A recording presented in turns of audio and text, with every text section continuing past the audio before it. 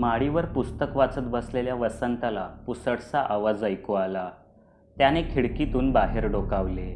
घरामागच्या नारळी पोफळीच्या वाडीतूनच कोणीतरी साथ देत होतं. "कोण आहे रे?" त्याने मोठ्याने विचारलं, पण काहीच प्रत्युत्तर आलं नाही. थोडा वेळ वाट पाहून शेवटी तो स्वयंपाकघराच्या दाराने बाहेर आलाच. आपण मुंबईहून आल्याचे कळून गावातील मित्रच आपली खेचायला बोलावत असतील असे त्याला वाटले. करूया थोडीशी गंमत. नाहीतरी मुंबईच्या लोकलमध्ये सकाळ संध्याकाळ धक्के खाऊन जगणं तर विसरलोच आहे आपण. आता 4 दिवस गावी आलोय तर पुन्हा एकदा बालपण जगून घेऊया. वसंता, चाल ये, थांबलास का? आता आवाज बागेच्या मागून रानाकडे जाणाऱ्या पायवाटेवरून येत होता. झापांचं दार उघडून तो बागेबाहेर पडलाच. ही चेष्टा रम्या किंवा बबन यांपैकी नक्की कोण करतंय की दोघेही या कटात सामील आहेत याचा तो अंदाज बांधत होता. हा त्यांचा जुना खेळ होता. लहान असताना लुटूपुटूच्या भांडणावरून एखादा गडी रुसून घरी बसला तर सर्वजण त्याच्या घरापाशी जाऊन त्याला असे लपून छपून साथ द्यायचे. मग तो रुसलेला गडी नक्की कोण आपल्याला बोलावतंय हे पाहण्यासाठी आवाजाचा पाठलाग करायचा. रानात पोचल्यावर झाडाझुडपात लपलेले सर्व एकदमच बाहेर पडून बिचाऱ्याला दचकवून सोडायचे आणि मग हसण्या खिदळण्यात सर्व रुसवा, सर्व अबोला विसरला जायचा. या आठवणीत रमलेला वसंता एव्हाना रानात बराच दूरवर पोचला होता. शेवटी तो कंटाळला. एका प्रचंड झाडाच्या सावलीखाली जाऊन उभा राहिला. थकलो आता मी. जो कोणी आहे त्याने बाहेर यावं, नाहीतर मी परत जातो, त्याने धापा टाकत म्हटलं. आता बरीच वर्ष मुंबईत राहत असल्याने अशी काट्याकुट्यातून चालण्याची सवय मोडली होती. वसंता, अरे एवढ्यातच दमलास? अजून तर तुझा डाव बाकी आहे. पुन्हा एकदा तो गूढ आवाज घुमला, पण यावेळी तो आपल्या डोक्यावरून येतोय असे वसंताला जाणवले. कोणीतरी झाडावर बसून हे चाळे करतोय असे वाटून त्याने वर पाहिले आणि नखशिखांत हादरलाच. त्या अकराळ विकराळ आंब्याच्या अस्ताव्यस्त पसरलेल्या फांद्यांवर ते चौघे बसले होते. त्यांच्या भयप्रद डोळ्यातील मुरदाडपणा पाहून वसंताचे हातपाय थरथरू लागले. मागच्या 4 महिन्यात गूढरित्या डोहात बुडून मेलेले त्याचे 4ही सवंगडी त्याला साथ देत इथवर घेऊन आले होते. आता आपलं काही खरं नाही. उसने अवसान आणून पुन्हा त्या पायवाटेवरून घराच्या दिशेने त्याने पळायला सुरुवात केली.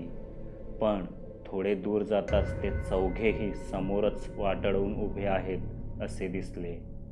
वसंताने लगेचच शेजारच्या झुडपात उडी टाकली आणि वाट फुटेल तसा धावत सुटला. शेवटी बरंच धावल्यावर त्याला समोर मोकळीक दिसली. धाप इतकी लागली होती की ऊर फुटेल असं वाटत होतं. तो गुडघ्यावर बसला. मान खाली घालून धापा टाकू लागला. 5-1 मिनिटाने श्वास काबूत आला. त्याने मान वर उचलली आणि समोरचं दृश्य पाहून भर उन्हात त्याला कंप फुटला. तो नेमका डोहावरच पोचला होता. अचानक पुन्हा त्याला काही ऐकू आले. मला माहिती आहे, तू त्या दिवशी डोहावर काय केलं होतंस ते.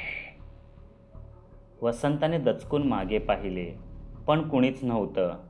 आवाज मात्र मागून पुढून डावीकडून उजवीकडून इतकंच काय डोहाच्या आतूनही येत होता. निनादणाऱ्या त्याच आवाजाने त्याचा तोल ढासळला. आपले दोन्ही हात कानावर ठेवून तो ओरडला.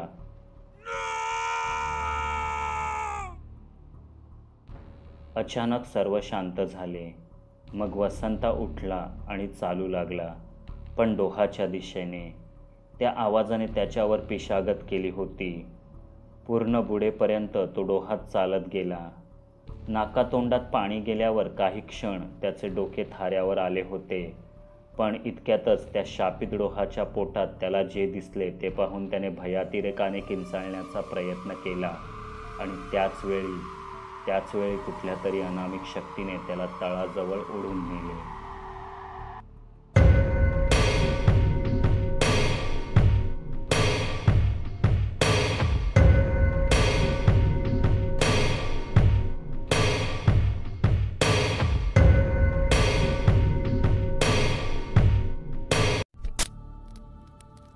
आज गावात पुन्हा खळबळ माजली होती.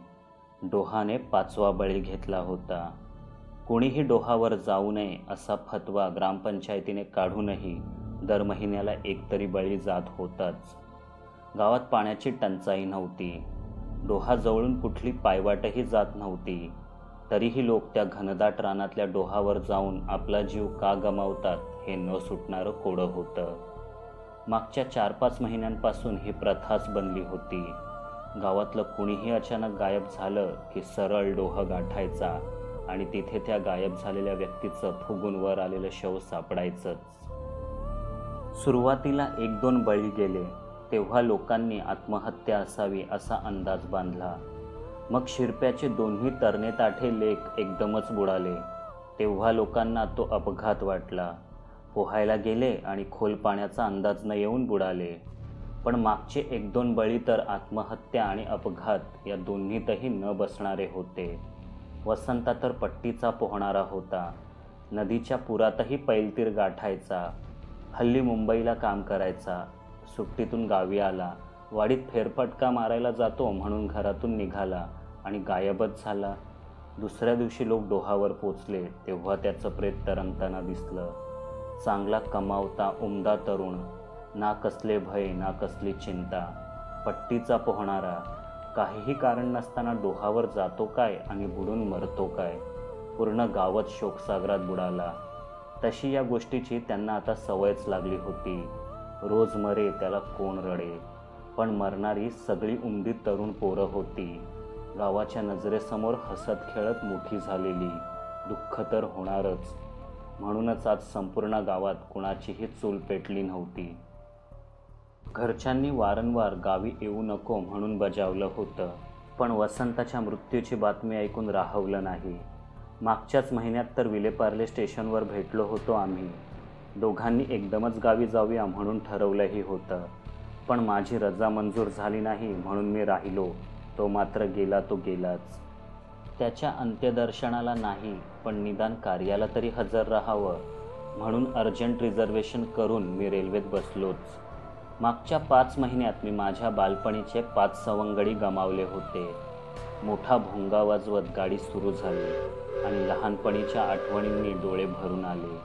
ते कुणाला दिसू नयेत म्हणून खिडकीतून बाहेरच्या अंधाराकडे नजर फिरवली. मिटलेल्या डोळ्यांपुढून रम्य आठवणींचा पट सरकू लागला. ते मित्र, ती दंगामस्ती, नदीवर डुंबणं, रानातून भटकणं, मैलभर चालत शाळेत जाणं, लुटूपुटूची भांडणं आणि अर्ध्या 1 तासातच पुन्हा खांद्यावर विसावलेले हात. मी, वसंता, शिरपा तात्याचे जुळे मुलगे प्रभाकर, विभाकर आणि केशव उर्फ केशा असे आम्ही 5 जण होतो. वाडीतले सर्व आम्हाला पांडवच म्हणत. पण लहान असताना गावात आम्ही कौरवांसारखा धुमाकूळ घालायचो. ज्या डोहाजवळ जायला गावातल्या मोठ्या माणसांचीही छाती व्हायची नाही तिथे आम्ही 5 जण बिनधास्त जाऊन पोहून यायचो. अर्थात गुपचूप. तशी गावातून नदीही वाहत होती आणि डोहापेक्षा ती बरीच जवळ आणि वाटही चांगली होती. तरीही आम्ही डोहाकडेच जायचो. कारण जे करू नका सांगितलं जायचं तेच करायचं. अशा बंडखोर वयात आम्ही त्यावेळी होतो. गावातील कुणीही त्या काळ्याशार खोल पाण्याच्या डोहाकडे आकर्षित होऊन नसती आफत ओढावून घेऊ नये म्हणून गावकऱ्यांनी जळ नामक पिशाच्याची कहाणी गावात मशहूर करून ठेवली होती. हा जळ म्हणे त्या डोहातील पाण्यातच राहायचा. पण अमावस्येला की पौर्णिमेला कधीतरी काठावरील कातळावर येऊन पाय पाण्यात सोडून बसायचा. त्याला गूढ विद्या वश असावी. कारण गावकऱ्यांच्या मते माणसापासून मत्स्यकन्येपर्यंत तो अगदी कुणाचेही सोंग हुबेहूब वठवू शकतो. तुम्ही त्याच्या तावडीत सापडलात की गोडगोड बोलून खोल पाण्यात घेऊन जातो आणि तुम्ही बुडू लागता तेव्हा तुमचे पाय खेचून तुम्हाला त्याच्या खोल तळातील गुहेत नेऊन कच्चाच खाऊन टाकतो. ही कथा फारच परिणामकारक ठरली होती. कारण गावातील बहुतेक सर्वच मुले आणि मोठी माणसंसुद्धा रात्रीच काय दिवसाही डोहाकडे फिरकायची नाहीत. अपवाद फक्त आम्ही. सुट्टीत तर आम्ही रोजच घरच्यांची नजर चुकवून डोहावर जायचो. पण तो जळ नामक राक्षस आमच्या वाट्याला कधीही गेला नाही. हो, एकदा मीच मात्र माझ्याच चुकीने डोहात बुडणार होतो. आपल्याला फारच उत्तम पोहता येतं हे दाखवण्याच्या नादात मी डोहाला पोहून पार करेन आणि परत याच किनाऱ्यावर येईन असं सांगितलं. जाताना उत्साहात डोह पार केला, पण परतताना धाप लागली. पायात गोळा आला. मध्यावर असताना नाकातोंडात पाणी जाऊ लागलं. माझी बिकट अवस्था ओळखून वसंता सपासप पाणी कापत माझ्यापर्यंत पोचला. कसाबसा मला खेचून किनाऱ्यावर घेऊन आला. त्या दिवशी तो नसता तर माझा अध्याय तिथेच संपला असता.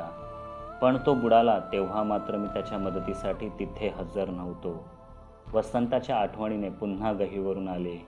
मिटल्या डोळ्यांमधून अश्रू चेहऱ्यावर ओघळू लागले. ते कुणाला दिसण्याआधीच रुमालाने पुसून टाकावे म्हणून मी डोळे उघडले आणि काय आश्चर्य! घटकाभर आधी प्रवाशांनी तुडुंब भरलेली कोकण कन्या एक्सप्रेस अचानक पूर्णच्या पूर्ण रिकामी झाली होती. मी खिडकीजवळच्या सिंगल सीटवर बसलो होतो. तिथून डावीकडे आणि मग उजवीकडे लांबच लांब नजर टाकली. डब्यात माझ्याशिवाय एक चिटपाखरूही दिसेना. सगळेच्या सगळे प्रवासी उतरले की काय? मी दादरला रिझर्वेशनच्या डब्यात चढलो होतो. तेव्हाच जागा फुल झाल्या होत्या. आता जेमतेम तासभर झाला असेल आणि एवढ्यातच सगळे उतरतील कसे? गोंधळून मी सीटवरून उठलो. मार्गिकेमधून चालत 2 डब्यांमधल्या बाथरूमपर्यंत जाऊन पाहिलं. कुणीच नव्हतं. पलीकडचा पूर्ण डबा तर भयानक अंधारात बुडाला होता. ट्रेनच्या लयदार खडखड आवाजात तो कंपन पावणारा अंधारलेला डबा पाहून अंगावर काटाच आला. पुढे जायचं धाडसच होईना. मागे वळणार इतक्यात त्या अंधारात काहीतरी हालचाल जाणवली. मी टक लावून पाहिलं, पण काही नीट दिसेना. म्हणून मग मोबाईलचा टॉर्च लावला. त्या उजेडात जे पाहिलं ते पाहून हातातला मोबाईलच गळून पडला. संपूर्ण ट्रेनचा डबा व्यापून जाईल इतका रक्तासारखा लाल भडक पाण्याचा लोंढा अतिशय वेगाने माझ्याच दिशेने वाहत येत होता. मी उलटपावली पळू लागलो, पण त्या रक्तबंबाळ लाटेने मला गाठलेच. मी अस्ताव्यस्त वाहत जाऊ लागलो. रिकाम्या सीटवर आदळू लागलो. हळूहळू संपूर्ण डबाच त्या लाल पाण्याने व्यापला. श्वास घ्यायलाही जागा उरली नाही. मी त्या रक्तवर्णी डोहात बुडू लागलो. श्वास घेण्यासाठी धडपड करू लागलो. तेवढ्यातच माझ्या हाताला काही लागले. त्या आधारानेच मी स्वतःला वर ओढू लागलो.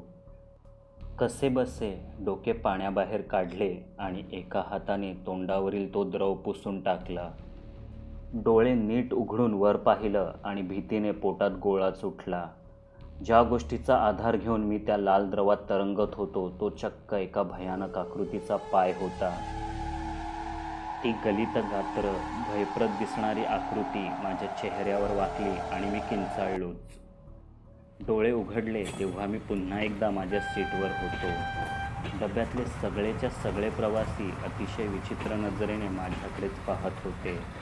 माझ्या किंचाळण्यामुळे डब्यात चिडीचूप शांतता पसरली होती आणि वेगाने धावत्या आगगाडीचा खडखड आवाज तेवढा अविरतपणे ऐकू येत होता.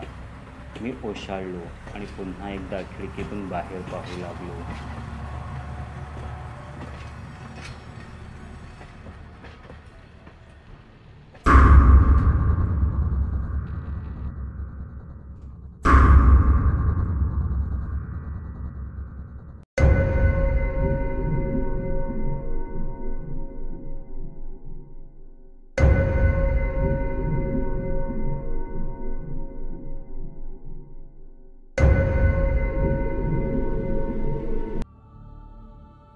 साधारण 4-5 महिन्यांपूर्वीची गोष्ट असेल. थंडीचे दिवस होते. सूर्य चांगला वर आला तरी धुकं ओसरत नव्हतं. त्यातच केशाने रात्री बत्तीवर मासे धरायला जाऊ म्हणून हट्ट धरला. त्यात काही वावगंही नव्हतं. बरेच दिवस असं काही धाडस केलं नसल्याने प्रभ्या विभाही जाम वैतागले होते. रोज रोज काय तीच मळ्याखळ्यातली कामे करायची. पण मासे धरायला नदीवर नाही तर डोहावर जायचंय, तेही भररात्री, असं केशाने म्हटल्याबरोबर प्रभाकरची सटकली. केशा, अरे काही येडबीड लागलं की काय तुला?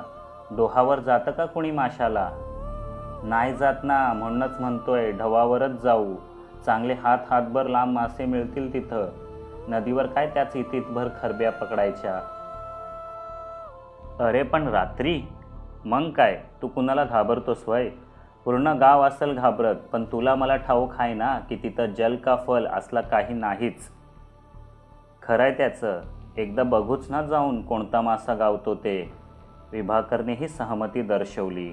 प्रभाकरचा नाईलाज झाला. तो डोहाला भीत नव्हता, पण त्या दिवसापासून सहसा तिथे जाण्याचं टाळण्याकडेच त्याचा कल असे.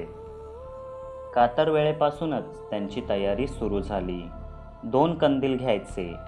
डोहातील मासा दिसावा म्हणून एक सोबत घ्यायचा, दुसरा पेटवून किनाऱ्यावर ठेवून द्यायचा. 2 मोठी गोलाकार जाळी, धरलेले मासे ठेवायला जाळीनेच विणलेलं कमरेला बांधायचं नेट, काडीपेटी, कंदिलाचे राखीव बर्नर आणि एक धारदार विळा. तशी त्या शेवटच्या वस्तूची काही गरजच नव्हती, पण प्रभाकरने तरीही तो सोबत घेतलाच. अंधार पडल्याबरोबर तिघेही नदीवर जाणाऱ्या पायवाटेवरून वाडीबाहेर पडले आणि मग एक मोठा वळसा घेऊन डोहाच्या दिशेने चालू लागले. आकाशात पौर्णिमेचा चंद्र उगवला होता, पण त्याची झळाळी काहीशी कमी झालेली वाटत होती. चंद्राला पडलेले लाल रंगाचे निस्तेज खळे रात्रीला उदासवाणे रूप आणत होते. त्यातच रानातून रातकिड्यांचा, रातव्यांच्या घुमण्याचा आणि अध्येमध्ये कोल्हेकोईचा भयप्रद आवाज सावलीसारखा त्यांच्या सोबत होता.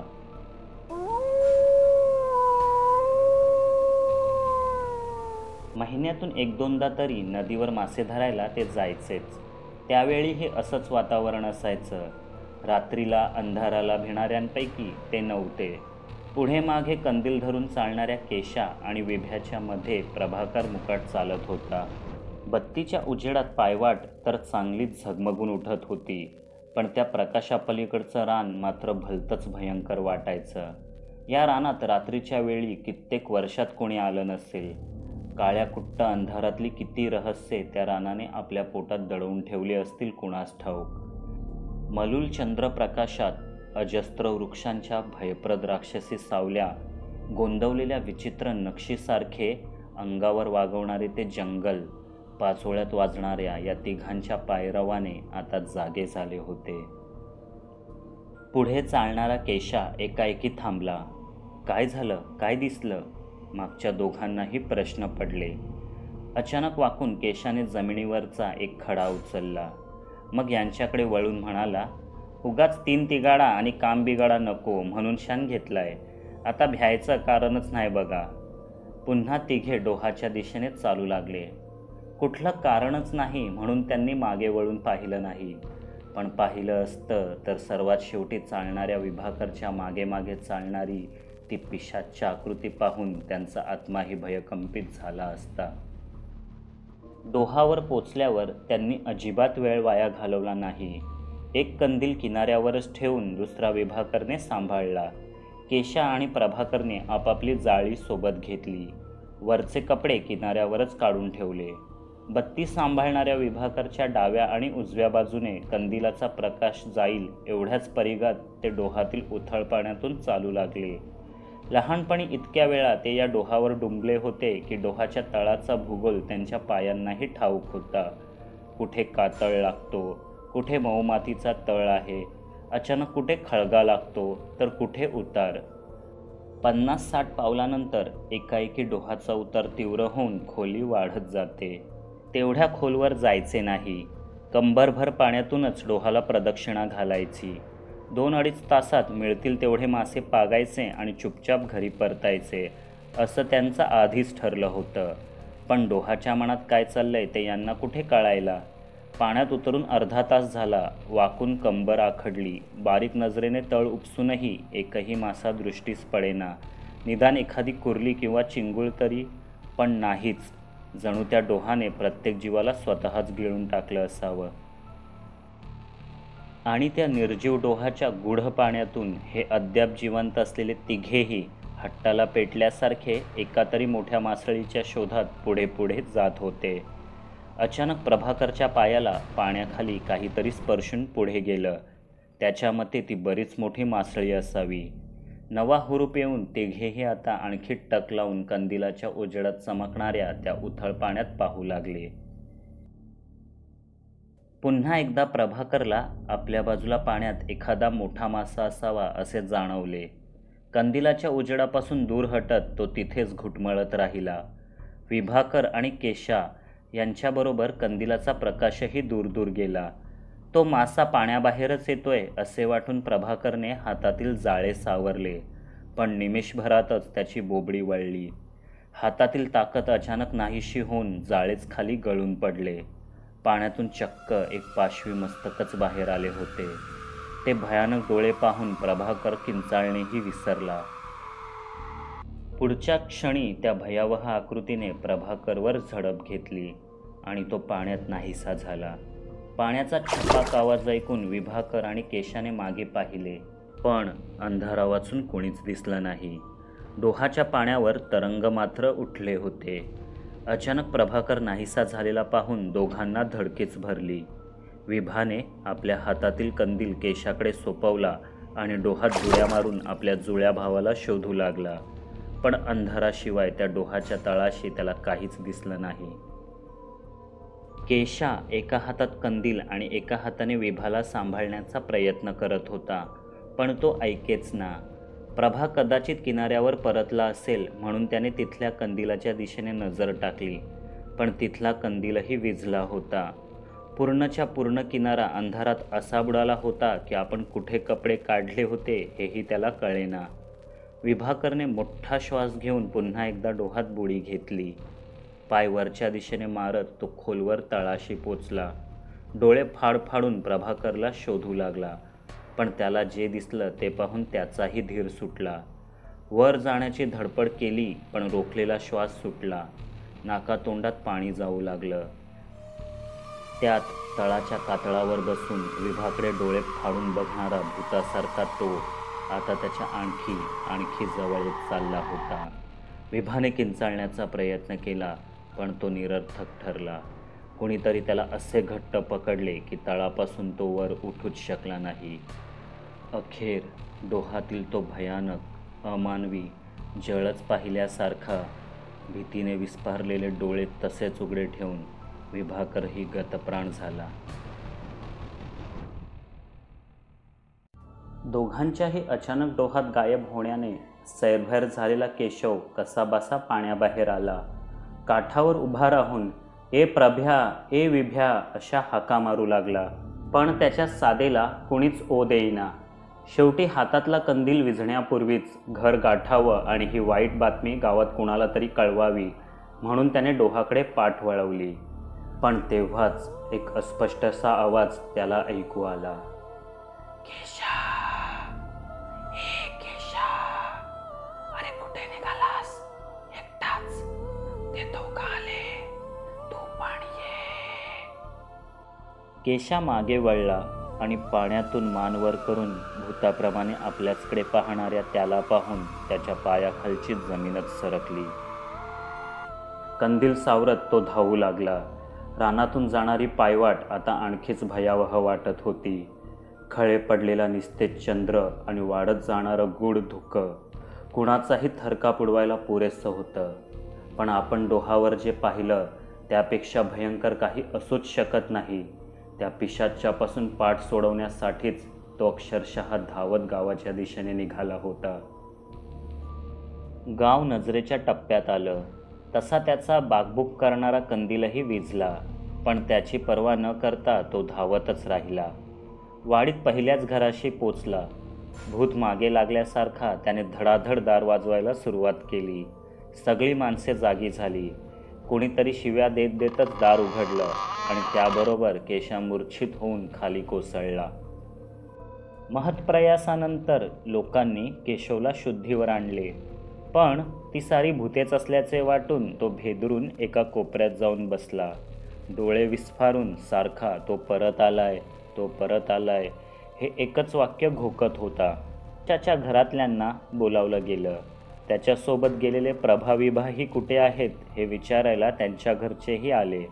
कसं तरी अडखळत केशाने डोह, जळ, बुडाले, दोघे बुडाले एवढेच शब्द पुटपुटले आणि उपस्थितांच्या काळजाचा ठोकाच चुकला. केशावर लक्ष ठेवायला 4-2 माणसे ठेवून पूर्णच्या पूर्ण गावच डोहावर लोटला. दुसऱ्या दिवशी प्रभाविभाची प्रेते सापडली. त्यांच्यावर अंत्यसंस्कारही झाले. गाव शोकसागरात बुडाला. डोहावर मासे धरायला जाणं ही चूकच होती. पाणवेलींमध्ये अडकून किंवा इतर कुठल्याही कारणाने दोघे भाऊ डोहात बुडाले आणि गेले. झाले ते वाईट झाले. असा अपघात पुन्हा होऊ नये म्हणून ग्रामसभा बसली. चुकूनही कोणी डोहाच्या वाटेला जाऊ नये असा फतवा निघाला. तसेही कोणी जायचे नाही. आता तर लोकांनी डोह हा शब्द उच्चारणेही सोडून दिले. कारण डोहाबद्दल बोललो की डोहाचीच स्वप्ने पडतात आणि मग त्या शापित डोहातला तो जळ नामक राक्षस स्वप्नात येऊन मानगुटीवर बसतो, छळतो असे भास गावात कित्येकांना होऊ लागले होते. केशाची अवस्था तर फारच वाईट होती. त्या दिवसापासून त्याला जे वेड लागले ते आजतागायत. एकटाच अंधाऱ्या खोलीत लपून बसायचा. कुणी जवळ गेलं तर दचकायचा, ओरडायचा, तो परत आलाय, तो परत आलाय असा एकट्यानेच बडबडत बसायचा. डॉक्टर, वैदू, मांत्रिक सर्व झाले तरी त्याचे खूळ उतरेना. डॉक्टरांनी तर केस हाताबाहेर जाण्याआधीच शहरातील मोठ्या मेंटल हॉस्पिटलमध्ये दाखल करा असेही सांगितले. पण एकुलत्या एक मुलाला या अवस्थेत एकटं सोडणं घरच्यांना रुचेना. त्यांनी त्याला घरातच डांबून ठेवलं. एक ना एक दिवस त्याच्या डोक्यावरचं ते जळाचं भूत आपोआपच उतरेल या आशेवर. पण ती चूक लवकरच त्यांना महागात पडली. एक दिवस घरातले सगळे मळ्यात काम करत असताना पुन्हा एकदा तोच आवाज केशाला खिडकीतून ऐकू आला. केशव, अरे ये केशव, दिवसा ढवळ्या घरात काय बसतोस? ढवावर चल, मास धरूया मास. केशाने कान टवकारले. आवाज ओळखीचा वाटत होता. जीवाभावाचे दोन मित्र आपल्याच हट्टापायी गमावल्यानंतर त्याला ज्या मानसिक आधाराची गरज होती तो एक मित्रच देऊ शकत होता. आणि हा आवाज जुन्या मित्राचाच वाटत होता. अचानक त्याचे डोके ताळ्यावर आले. त्याने खिडकी उघडली. अंधाऱ्या खोलीत लख्ख प्रकाशाची तिरीप डोकावली. तो खिडकीच्या गजांना डोके टेकून बाहेरचा अंदाज घेऊ लागला. पुन्हा एकदा तो आवाज घुमला. केशव, अरे काय करतोस? किती उशीर, येतोस की जाऊ?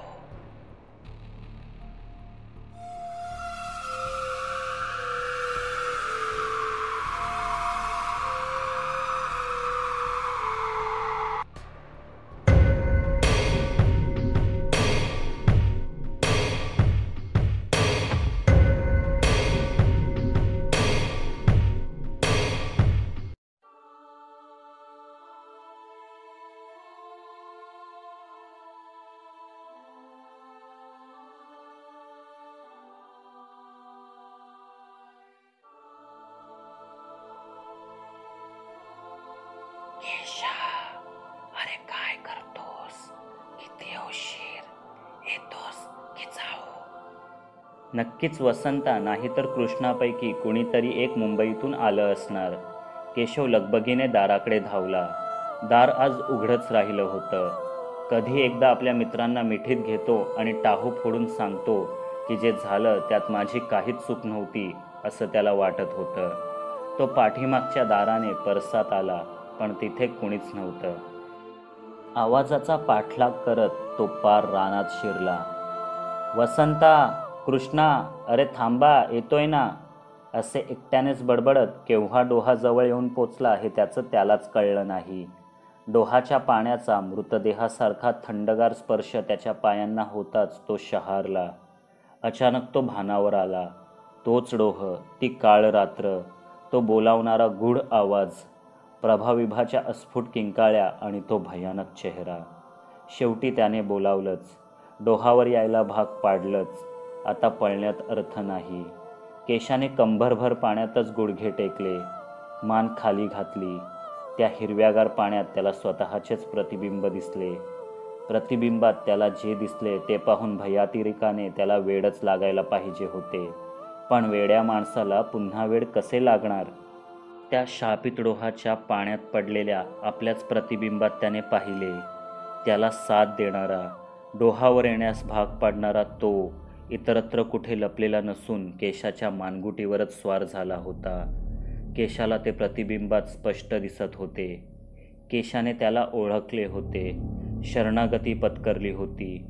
मानगुटीवर बसलेल्या त्याच्या वजनाने केशा आता पाण्यात बुडू लागला.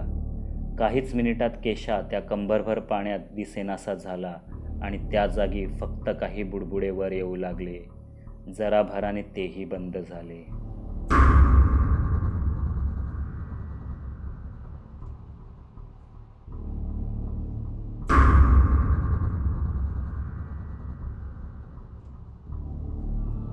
उद्या वसंताचं 12वं आहे. गावी येऊन मला 2 दिवस झाले, पण खरं सांगतो मित्रांशिवाय गावी आल्यासारखं वाटलंच नाही. शेतातली आपापली कामं आटोपून अंगणात येऊन बसणारे प्रभावीभा नाहीत. मी आल्याचं कळताच वेळी अवेळी कधीही येऊन तुझ्या नव्या मोबाईलवरचे गेम मला खेळायला दे अशी सततची भुणभुण लावणारा केशाही नाही. त्यांच्या आठवणींनी भरून यायला लागलं. घरात सर्व असूनही एकटेपणा खायला उठला. त्यांच्या वाचून एकट्याने कुठे जायचं, काय करायचं काही सुचेना. शेवटी येऊन परसातच उभा राहिलो. झाडामाडांकडे पाहण्यात, रानातून येणारे पक्ष्यांचे आवाज ऐकण्यात वेळ घालवू लागलो. कालचा दिवस आठवला. आधी वसंता, मग प्रभावीभा आणि नंतर केशाच्याही घरी हाक मारायला गेलो होतो. त्यांच्या कुटुंबियांच्या दुःखाला सीमा नव्हती. 1.5 महिन्याच्या अंतराने 2 घरातील करते तरणे बांड पुरुष डोहाच्या पोटात सामावले होते. जे घडलं त्यामागे त्या डोहातील जळाचीच करणी असावी याबद्दल प्रभाविभाच्या घरच्यांना शंका नव्हती. त्यांनी त्या जळाच्या नावाने अफाट शिव्या मोजल्या, पण आता त्याचा काहीच उपयोग नव्हता. वसंतावर तर त्या जळाने नक्कीच चेटूक केले असावे, नाहीतर घरातून स्वतःहून चालत तो एकटाच डोहावर का जाईल. डोहात जलसमाधी घेण्यापूर्वी तो तिथल्या काठावर थांबला होता. मातीत त्याने काही गिरवलेही होते. मी जातोय, नाहीतर ते चौघे मला जिवंत सोडणार नाहीत असे ते शब्द होते. केशाच्या घरीही तो वेडाच्या भरात तो परत आलाय, तो मला बोलवतोय असं काहीसं बडबडायचा अशी माहिती मिळाली. मी बुचकाळ्यात पडलो. केशाला बोलावणारा तो कोण? वसंताला दिसणारे चौघे कोण? मी पुन्हा एकदा मागच्या 5-6 महिन्यांच्या अपघातांची उजळणी केली. प्रथम प्रभावीभा, मग केशा, आता वसंता. म्हणजे वसंताला डोहावर भुलवून घेऊन जाणारी भूतं असलीच तर ती प्रभावीभा आणि केशा या तिघांची भूतं असली पाहिजेत. मग ते चौघे मला बोलवतात असे त्याने का लिहिले? हा चौथा कोण? केशाला वेडाच्या भरात सतत दिसणारा, बोलावणारा हाच तो चौथा असेल का? हा चौथा त्या शापित डोहातील जळ तर नाही? आणि समजा असेल तर लहान असताना आम्ही वेळी अवेळी कित्येकदा त्या डोहावर डुंबायला गेलो. त्यावेळीच त्याने आमचा बळी का घेतला नाही?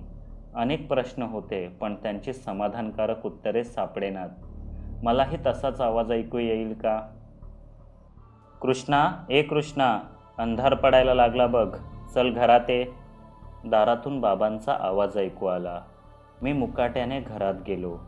माझ्या घरातल्यांचा आणि वाडीतल्या बहुतेकांचा हाच अंदाज होता की डोहातील जळाचा पुढचा बळी मीच असणार. कारण वाडीतील 5 पांडवांपैकी 4 जणांना त्याने आधीच गिळले होते. 5वा आणि शेवटचा मीच होतो. घरातले, वाडीतले सर्वच माझ्याबद्दल फारच हळवे झाले होते. मला जपत होते. घरच्यांनी तर मला निक्षून गावी येऊच नको असे सांगितले, पण तो मला पळपुटेपणा वाटला. मी घरात गेलो, परंतु तेव्हाही तो चौथा कोण हाच प्रश्न सतावत होता. उद्या वसंताचं कार्य उरकलं की या गोष्टीचा छडा लावायचाच असं मी ठरवलं. वसंताचं 12वं पार पडलं. पिंड बाहेर ठेवलं गेलं, पण 1-1.5 तास झाला तरी पिंडाला कावळा शिवेना. कावळे यायचे, कुतूहलाने पिंडाजवळ जायचे, पण अचानकच भयचकित होऊन दूर उडून निघून जायचे. लोक खोळंबली होती. शेवटी गुरुजींनी दर्भाचा कावळा बनवून पिंडाला लावला आणि कार्य कसंबसं उरकलं. वसंत ऐन उमेदीत अचानक गेला होता. कितीतरी इच्छा अपूर्ण राहिल्या असतील. मला अचानक कसेसेच वाटू लागले. कुणालाही न सांगता मी घरी परतलो आणि पलंगावर आडवा झालो. डोळा लागतो न लागतो तोच शेजारच्या अडगळीच्या खोलीतून खुडबुड ऐकू आली. उंदीर असतील असे वाटून मी दुर्लक्ष केले, पण नंतर आवाज वाढतच गेला. घरात कुणीच नव्हते. मग हे सगळे उपद्व्याप कोण करतंय हे पाहण्यासाठी मी उठलो. अडगळीच्या खोलीजवळ गेलो. नेहमी बंद असणारे दार आज अर्धे उघडेच होते. मी हलकेच ते ढकलले. या खोलीत छतावर झरोका नसल्याने मिट्ट अंधार होता. मी त्या अंधारात पाऊल टाकले. भिंतीवर बल्बचे बटन चाचपू लागलो. एक जुनाट बल्ब पेटला, पण त्याचा प्रकाश जेमतेमच होता. तेवढ्याच प्रकाशात मी पूर्ण खोली नजरेखालून काढली. त्या खोलीत सर्वत्र धूळ, मुठी एवढ्या कोळ्यांची मोठमोठी जाळी, अडगळीचं सामान, काही जुनाट तबले आणि ढोलकी व इतरही बरंच तुटकं फुटकं सामान होतं. आपल्याला काहीतरी भासत झाला असावा असं वाटून मी बल्ब बंद केला आणि दाराकडे वळलो. तेव्हाच अचानक दार आपोआप बंद झालं. त्या धक्क्यातून सावरण्याआधीच अडगळीच्या अंधारातून ढोलकी वाजवण्याचा आवाज ऐकू आला. माझ्या अंगावर काटा उठला.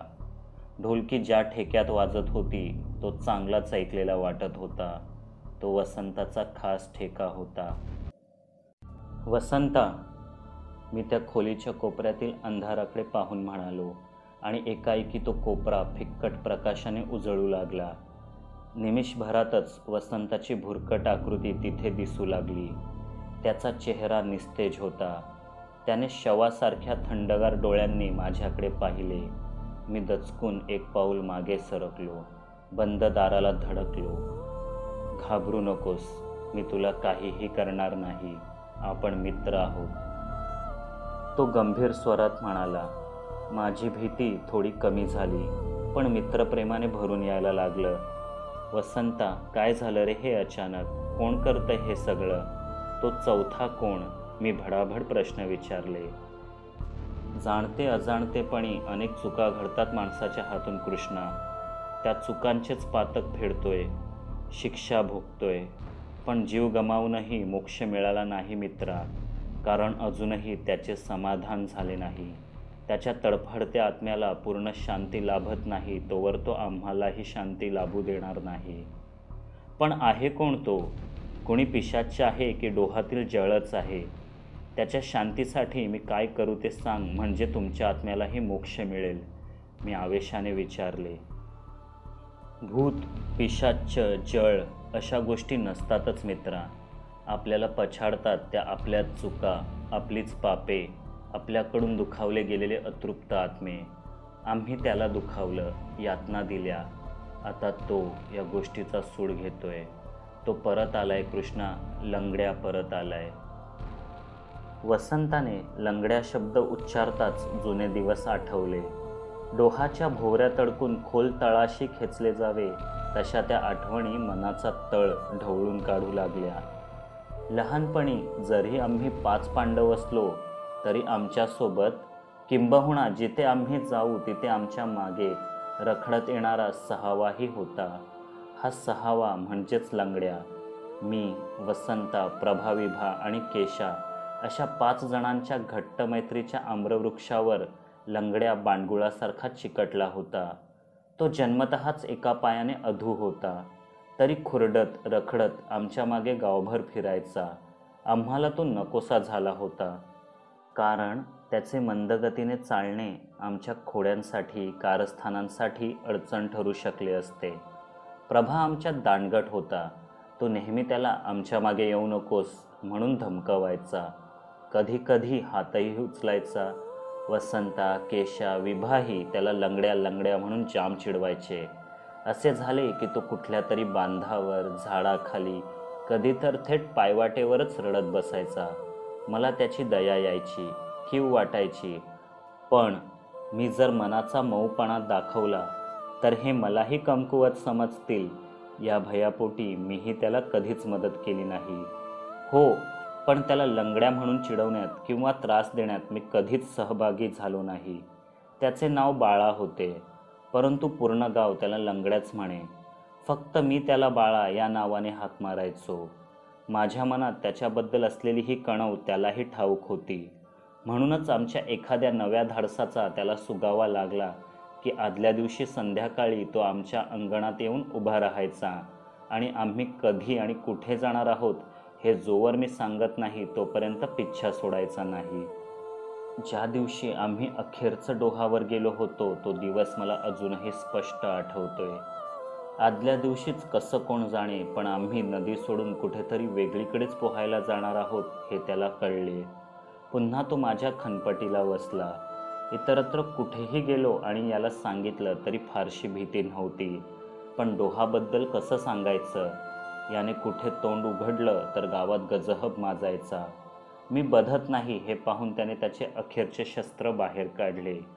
आईची शपथ घ्यायला सांगितली. तो बाण माझ्या वर्मी लागला.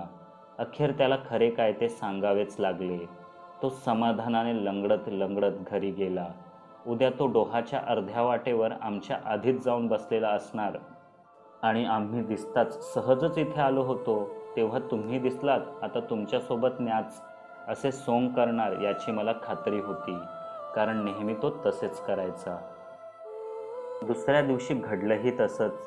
डोहाकडे जाणाऱ्या किर्र रानात तो आम्हाला भेटला. प्रभा तर त्याला पाहून जाम उखडला. तू येथे सहज येणं शक्यच नाही. खरंच सांग लंगड्या, तुला कसं कळलं आम्ही डोहावर जाणार ते? प्रभाने त्याची कॉलर पकडून धमकावले. आता माझी काही खैर नाही असे मला वाटले, पण त्याने तोंड उघडले नाही. नेहमीसारखा दयनीय लाचारी तोंडावर आणून हसू लागला. त्याने तर प्रभा आणखीच भडकला. जसा आलास तसा परत जा. आमच्या मागे आलास तर दुसरं तंगडही तोडून ठेवीन, लक्षात ठेव. प्रभाने त्याला पुन्हा धमकावले आणि वाटेवर फेकून दिले. आम्ही पुढे निघालो. तरीही हा स्वतःला कसाबसा सावरून खरडत आमच्या मागे येतच होता. हे पाहून प्रभा तर पुरता पिसाळला. धावतच त्याच्या दिशेने गेला. त्याला ढकलून एक जोरदार लाथ त्याच्या पेकाटात हाणली. केशा, मी आणि वसंताने कसेबसे प्रभाला आवरले. आता लंगड्या रडायला आला होता. तरीही घोगऱ्या आवाजात म्हणालाच, मला तुमच्यासोबत येऊ द्या, नाहीतर परत जाऊन मी समध्या गावाला सांगीन की तुम्ही ढवावर गेलेलत. त्याची हिंमत बघून आम्ही चाटच पडलो. प्रभाचाही नाईलाज झाला. लंगड्याला सोबत घ्यावेच लागले. पुढे प्रभा आणि केशा, मागे मी, वसंत आणि विभा आणि आमच्याही बऱ्याच मागे लंगड्या असे सगळे डोहाकडे निघाले. उरलेली पूर्ण वाट प्रभा आणि केशाची काहीतरी खुसफुस चालली होती. त्यातले मी एकच वाक्य ऐकले, डोहावर या लंगड्याला चांगलाच धडा शिकवायचा, मग बघू पुन्हा कसा पाठीमागे लागतो ते. हे ऐकताच माझ्या काळजाचा ठोका चुकला.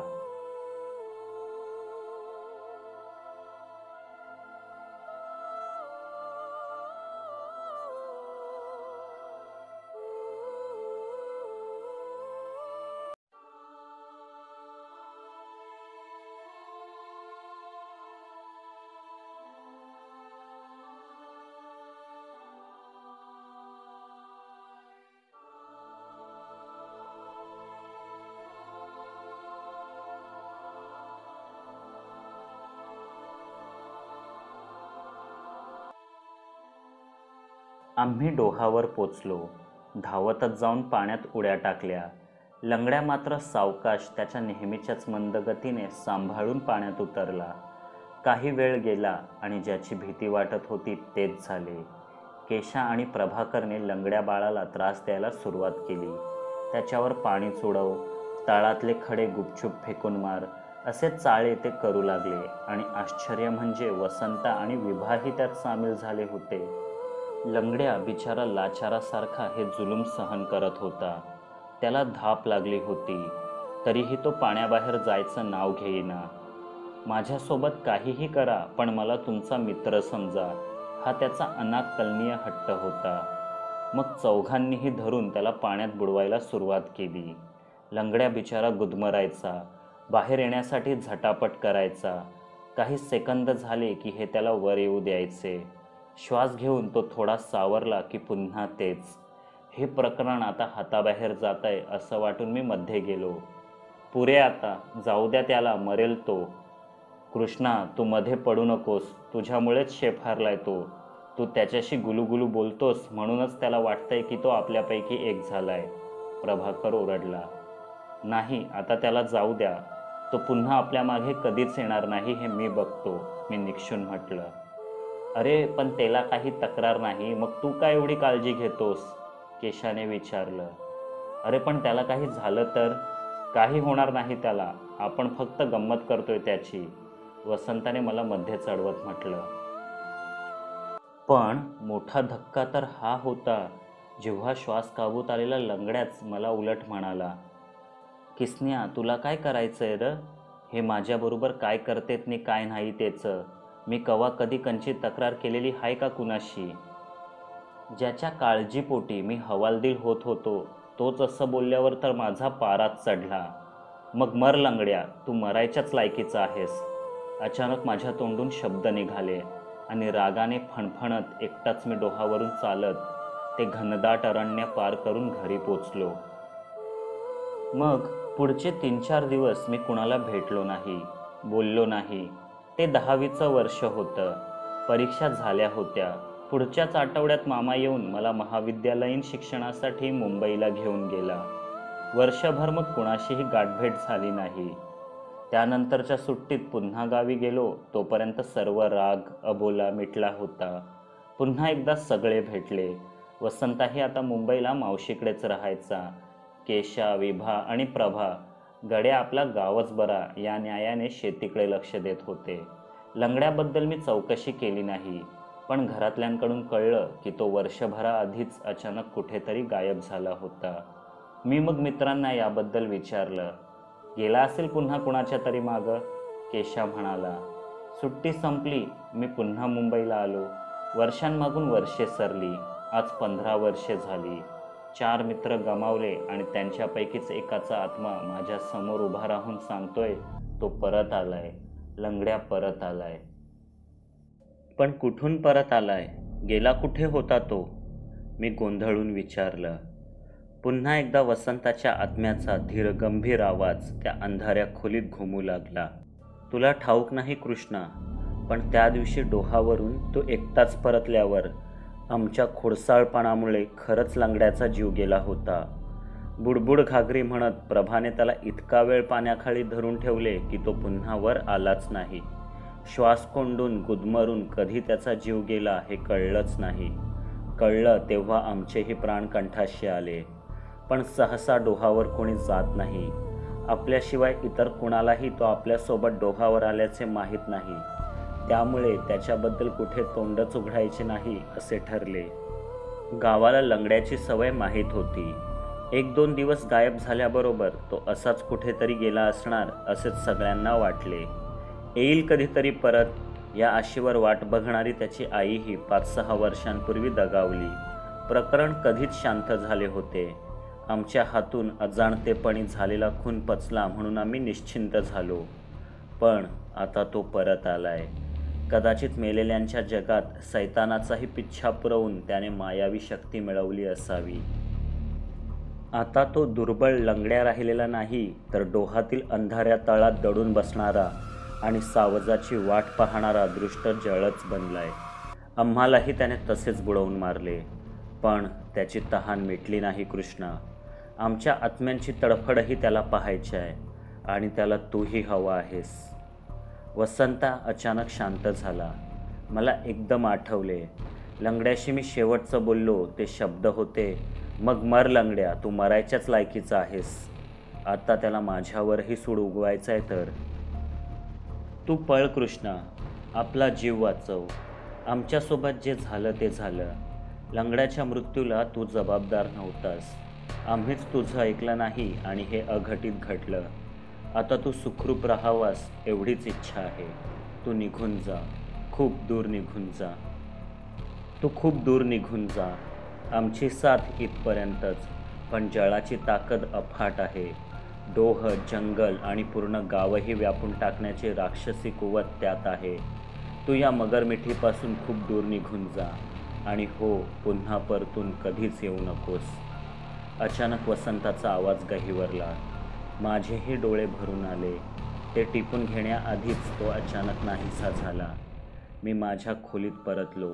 बॅग भरू लागलो. सकाळच्या पहिल्याच एसटीने स्टेशन गाठायचं आणि तिथून मिळेल ती ट्रेन पकडून मुंबईला रवाना व्हायचं, कायमसाठी. संध्याकाळी घरच्यांनाही मी परत चाललोय, पुन्हा येणार नाही असे सांगितले. जळाच्या दृष्टचक्रातून बाहेर पडतोय म्हणून त्यांचाही जीव भांड्यात पडला. रात्री लवकरच सगळं आटपून पलंगावर जाऊन पडलो. किसन्या,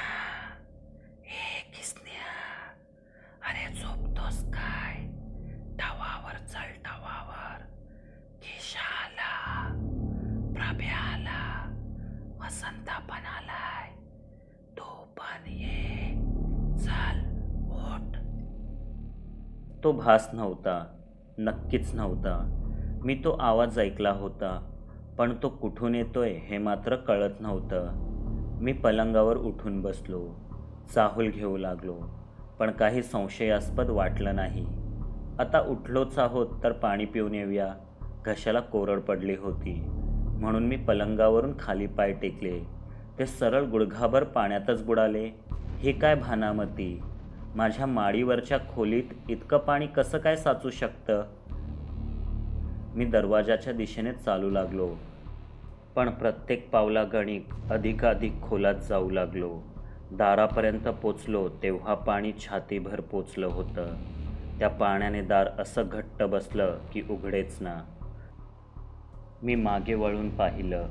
माझा पलंग, खोलीतल्या साऱ्या वस्तू त्या काळ्याशार पाण्याने कधीच गिळून टाकल्या होत्या आणि अचानक माझ्या देखत खोलीच्या भिंती आणि छतही त्या पाण्यात विरघळून गेले. आता मी काळ्याशार पाण्याच्या एका डोहात तरंगत होतो. त्याच डोहात जिथे लंगड्याला अजाणतेपणी माझ्याच मित्रांनी बुडवून मारलं होतं. त्याच डोहात जिथे लंगड्याच्या अतृप्त आत्म्याने जळ बनून त्यांचा बळी घेतला होता. त्याच डोहात जिथे लंगड्याला मरायला सोडून मी एकटाच घरी परतलो होतो. त्याला सूड हवा होता आणि आता माझी पाळी होती. मानेपर्यंत पाण्यात बुडालो असताना अचानक माझ्या समोरचे पाणी हादरू लागले.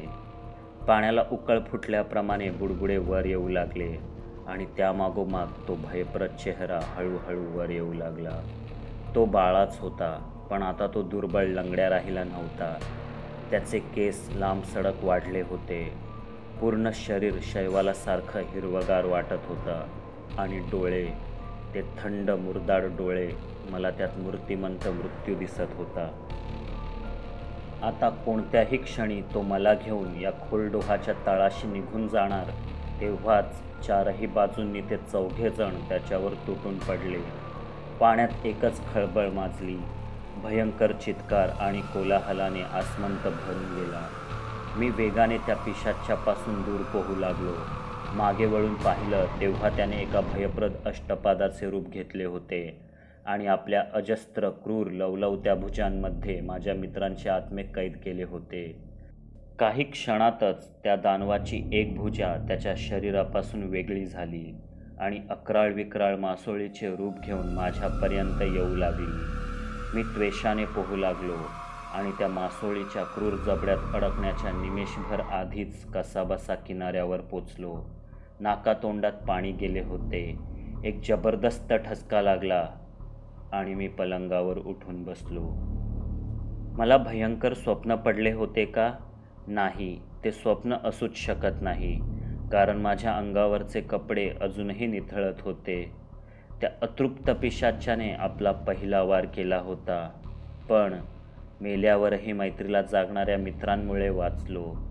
बरोबर असो वा चुकीचे, पण मित्र हे मित्रच असतात. लवकरच पहाट झाली. मी सगळी आवराआवर करून घराबाहेर पडलो. थंडीचे दिवस होते. धुकं पसरलं होतं. घरचे वेशीपर्यंत सोडायला आले. त्यांच्या डोळ्यात पाणी होतं. मी अजूनही साखर झोपेत असलेल्या गावाकडे नजर टाकली. ही शेवटची भेट. मुंबईत घर घेतलंस की आम्हाला बोलावून घे, घरच्यांनी साश्रुनयनांनी निरोप दिला. ते जाताच काही वेळाने एसटी आली, पण मी गाडीत चढलो नाही. उलटपावली डोहाच्या दिशेने चालू लागलो. माझ्या मित्रांना त्यांच्या चुकीची शिक्षा मिळाली होती, पण एकाच गुन्ह्यासाठी पुन्हा पुन्हा शिक्षा मिळणं हाही अन्यायच. त्यांच्या आत्म्यांना सुटका हवी होती. माझा आत्मा गहाण ठेवून त्यांना मोक्ष मिळणार असेल तर यापेक्षा चांगले मरण नाही. मी घनदाट अरण्यात शिरलो. वाटही दिसेना इतकं दाट धुकं पसरलं होतं. एकाएकी धुकं चिरत तोच आवाज मलाही ऐकू आला. किसन्या, ए किसन्या, मला वाटलंच होतं तू येशील. तूच तर माझा पक्का दोस्त आहेस. ये, लवकर ये, मला मुक्ती दे, तुझ्या मित्रांना मुक्ती दे. आता डाव तुझ्यावर. मी त्या आवाजाचा पाठलाग करत डोहाच्या दिशेने जाऊ लागलो.